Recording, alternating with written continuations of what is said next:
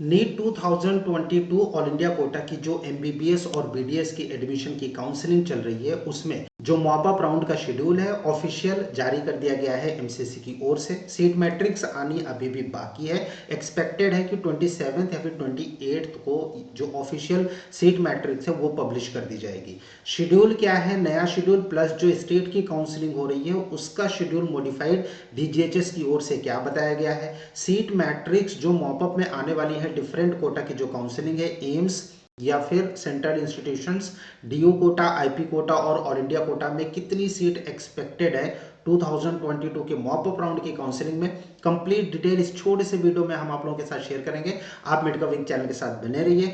Channel पहली बार visit कर रहे हैं, अभी तक आपने इसको सब्सक्राइब नहीं किया तो इसको सब्सक्राइब जरूर कीजिए, ताकि फ्यूचर के जो अपडेट्स हैं नीट 2022 की counselling plus result plus cut off को लेकर अपडेट्स वो आपको नॉन स्टॉप लगातार मिलते रहेंगे। मेडिका विंग की ओर से मैं हूं अमित, आप सभी का एक बार फिर से स्वागत है आपके अपने most favourite NEET informative channel Medica Wing में। गाइस, अगर हम बात करें कि एमसीसी की जो काउंसलिंग है ऑफिशियल शेड्यूल को अपडेट किया गया है, प्लस एक जो नोटिफिकेशन है revise state UG counselling schedule 2022।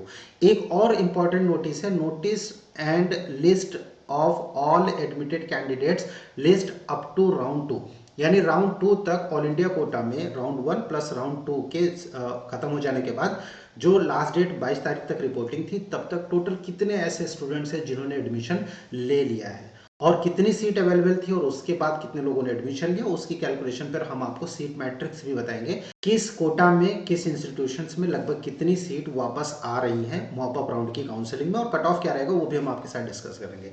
फिलहाल बात अगर हम करें काउंसलिंग शेड्यूल की, जो काउंसलिंग शेड्यूल है वो 28 तारीख से मॉप अप राउंड शुरू होगा और इसके लिए जो ऑफिशियल नोटिफिकेशन है, जो राउंड 2 की काउंसलिंग होनी थी उसके बाद खत्म हो जाने के बाद जो मॉप अप राउंड की काउंसलिंग है उसका शेड्यूल अपडेट कर दिया गया है। और शेड्यूल आप देख रहे हैं बैकग्राउंड में, यहाँ पर 28 नवंबर 2022 से राइट, और ये 2 दिसंबर तक चलेगा जो रजिस्ट्रेशन एंड पेमेंट है। चॉइस फिलिंग जो है वो 29 नवंबर से होगा और इसकी जो लास्ट डेट है चॉइस फिलिंग की वो 2 दिसंबर है। जो चॉइस लॉकिंग है 2 दिसंबर को 3 बजे के बाद होगा। वेरिफिकेशन इंटरनल सीट्स का 3 दिसंबर से 4 दिसंबर के बीच में, और जो प्रोसेसिंग ऑफ सीट अलॉटमेंट है वो होगा 5 और 6 दिसंबर को। रिजल्ट आएगा 7 दिसंबर को। प्रोविजनल रिजल्ट 6 तारीख को ही शाम तक अपडेट हो जाएगा एमसीसी की ओर से, जैसे कि हर राउंड की काउंसलिंग में रिजल्ट के ठीक एक दिन पहले प्रोविजनल रिजल्ट आ जाता है। और रिपोर्टिंग होगी 8 दिसंबर से लेकर 12 दिसंबर तक मॉप अप राउंड की जो काउंसलिंग हो रही है। 28 नवंबर से स्टार्ट होगा, ऑफिशियल शेड्यूल एमसीसी की ओर से जारी कर दिया गया है। लेकिन एक और नोटिफिकेशन जो स्टेट की काउंसलिंग को लेकर दिया गया है, पहले उसके बारे में बात कर लेते हैं गाइस। यहाँ पर जो स्टेट का शेड्यूल है उसको डीजीएचएस एमसीसी की ओर से मॉडिफाइड किया गया और मॉडिफाई करने के बाद अभी जो मॉप अप राउंड की काउंसलिंग ऑल इंडिया कोटा की 28 नवंबर से 6 दिसंबर तक चलेगी, ऐसे में जो मॉप अप राउंड स्टेट की होगी, क्योंकि स्टेट के जितने भी काउंसलिंग है, आप उत्तराखंड, हिमाचल या फिर हरियाणा, उत्तर प्रदेश, बिहार, वेस्ट बंगाल या फिर आप महाराष्ट्र, कर्नाटक, इन सभी की बात करें तो इनकी जो काउंसलिंग है सेकंड राउंड की वो 28 तारीख से पहले किसी भी कीमत पर समाप्त हो जाएगी। यानी रिपोर्टिंग डेट जो है वो 28 किसी किसी इंस्टीट्यूट में या फिर किसी किसी ऐसे स्टेट में जो है वो 29 तारीख हो सकती है, लेकिन 28-29 तक रिपोर्टिंग जो है वो फिनिश हो जाएगी। यानी 28 के बाद जब काउंसलिंग शुरू होगी मॉप अप राउंड की, वहां पर ऐसे स्टूडेंट जिनको कि स्टेट की सेकेंड राउंड से एडमिशन मिल चुका है वो पार्टिसिपेट नहीं कर पाएंगे। जाहिर सी बात है कि जो कम मार्क्स के स्टूडेंट हैं उनको डेफिनेटली बेनिफिट होने वाला है मॉप अप राउंड की काउंसलिंग में ऑल इंडिया कोटा में। ऐसे स्टूडेंट जिनको कि अलॉटमेंट अभी तक नहीं हुआ है सिर्फ वही पार्टिसिपेट कर पाएंगे। ऑल इंडिया से अलॉटमेंट हुआ लेकिन उसके बाद सिक्योरिटी फोरफिट करा के अगर छोड़ दिया तो वो कैंडिडेट पार्टिसिपेट कर पाएंगे। स्टेट में अगर सेकेंड राउंड के बाद जितने कैंडिडेट का एडमिशन हो चुका है, ये कैंडिडेट्स का इस मॉप अप में पार्टिसिपेट नहीं कर पाएंगे। पिछली बार स्टेट के स्टूडेंट्स जिनको कि स्टेट से अलॉटमेंट हो जाता था लेकिन वो मॉपअप में पार्टिसिपेट करते थे और सीट ब्लॉक हो जाती थी, जिसकी वजह से स्टे के बाद स्पेशल स्टे वैकेंसी एमसीसी को करना पड़ा था, लेकिन इस बार ऐसा नहीं होगा। सो 28 तारीख जो लास्ट डेट है रिपोर्टिंग की डीजीएचएस की ओर से डिफरेंट स्टेट्स में, कहीं पर 28 या फिर कहीं पर 27, कहीं पर 29 तारीख को लास्ट रिपोर्टिंग खत्म होने वाली है। और उसके बाद जो मॉपअप राउंड की काउंसलिंग है स्टेट में वो शुरू होगा 6 दिसंबर के आसपास। यानी किसी भी स्टेट का जो मॉपअप राउंड का काउंसलिंग होगा वो स्टार्ट होगा, ऑल इंडिया का जो मॉपअप राउंड का अलॉटमेंट है वो आ जाएगा उसके बाद ही शुरू होगा, राइट। सो मॉपअप राउंड में स्टेट में वो 6 दिसंबर के आसपास शुरू होगा, जो डेट एमसीसी की ओर से दी गई है। और जो AIQ की मॉपअप की बात करें तो वो 28 तारीख से शुरू होगी। लेकिन अब अगर हम बात करें कि सीट मैट्रिक्स क्या है, क्या कितनी सीट आने वाली है, क्योंकि जो ऑफिशियल सीट मैट्रिक्स है वो MCC की ओर से अभी अपडेट नहीं किया गया है। हालांकि काउंसलिंग शुरू होने के ठीक पहले, एक दिन पहले, मोस्ट प्रोबेबली हो सकता है 27 तारीख को या फिर 28 तारीख को सीट जो है वो अपडेट कर दी जाएगी कि टोटल कितनी वैकेंट है। लेकिन हम अगर आपसे बात करें कि टोटल सीट कितनी अवेलेबल हो सकती है सेकेंड राउंड में, देन गाइस जो एडमिटेड लिस्ट दिया गया है MCC की ओर से सेकेंड राउंड के बाद राउंड 1 एंड 2 में कितने कैंडिडेट का एडमिशन हुआ, सो वो जो लिस्ट जब हम देखते हैं तो वहां पर एम्स में टोटल सीट अवेलेबल थी 2162, राइट। लेकिन एडमिटेड हुए हैं राउंड 1 और राउंड 2 के बाद 2044, यानी 118 के आसपास सीट वैकेंट होकर आने वाली हैं एम्स में, जितने भी एम्स के कॉलेज है। और इसमें एक्सपेक्टेड है कि जो नए के एम्स है, एम्स मदुरई, एम्स जम्मू, यहाँ पर सबसे ज़्यादा सीट होगी। बाकी टॉप के एम्स में सीट बिल्कुल ना के बराबर हो सकती है।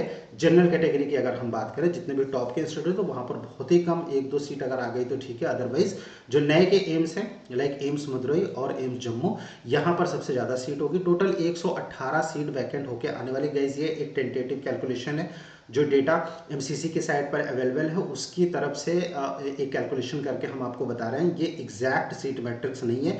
जो एग्जैक्ट सीट मैट्रिक्स है वो रिलीज की जाएगी MCC की ओर से और मिडकमिंग उसको अपडेट करेगा जैसे ही आ जाएगी, राइट। ऑल इंडिया कोटा में टोटल 6484 सीट अवेलेबल थी राउंड 1 की जब सीट मैट्रिक्स आई थी, और उसके बाद एडमिटेड हुए टोटल 4263 कैंडिडेट।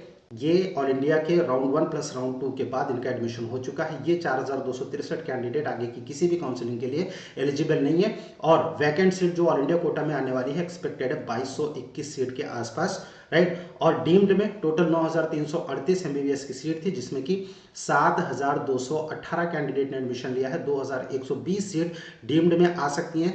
IP और DU कोटा, यानी दिल्ली का जो कोटा होता है, अगर हम DU की बात करें, IP की बात करें, यहाँ पर टोटल 757 सीट अवेलेबल थी डिफरेंट कोटा के डिफरेंट कैटेगरीज के स्टूडेंट्स के लिए।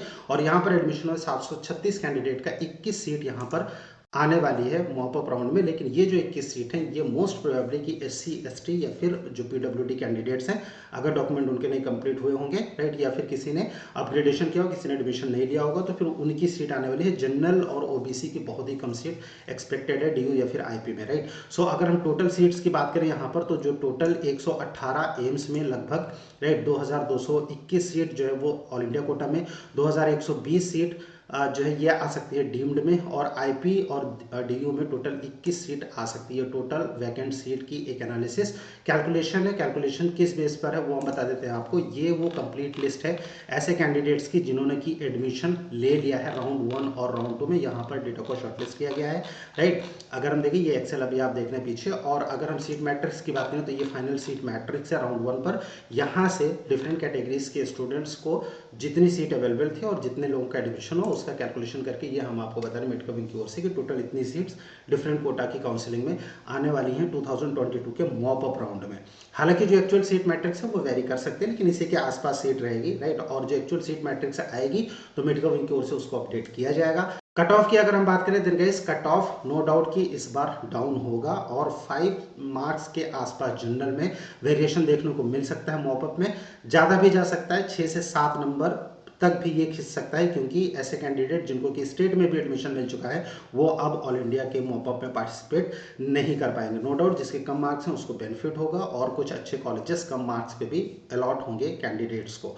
सो कट ऑफ एग्जैक्टली कितना रहेगा अभी तो फिलहाल एक्सपेक्टेड है कि 5 to 6, और हो सकता है कि 7 मार्च तक भी जनरल OBC और EWS के केस में 2022 की जो सेकेंड राउंड की काउंसलिंग हुई थी उसका जो रिजल्ट आया था उसमें जो कट ऑफ गया था उससे डाउन रहने की उम्मीद फिलहाल इतनी है।